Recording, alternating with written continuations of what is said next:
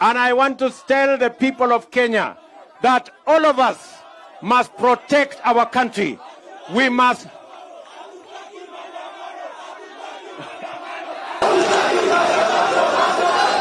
Ati Isiolo mumesema nini? Ati Isiolo mumesemaje?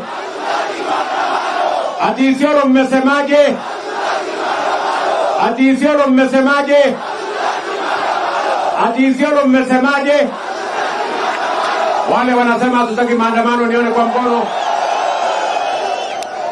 Wakenya mahali pote, every part of Kenya have said we cannot sabotage our economy using violence and destruction of business and destruction of property.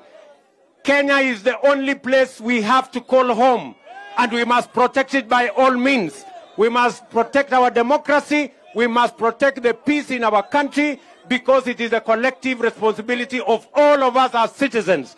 Na mimi nataka niwaambie polisi wetu hongera kwa kusimama kidete na kuhakikisha kwamba kuna amani na kuhakikisha kwamba wahalifu wote wanachukuliwa hatua. Ndio tuhakikisha kwamba kuna amani Kenya na hakuna vita na mali biashara ya wananchi isiharibike na biashara na mambo equipment na vifaa yote ya serikali isiharibike.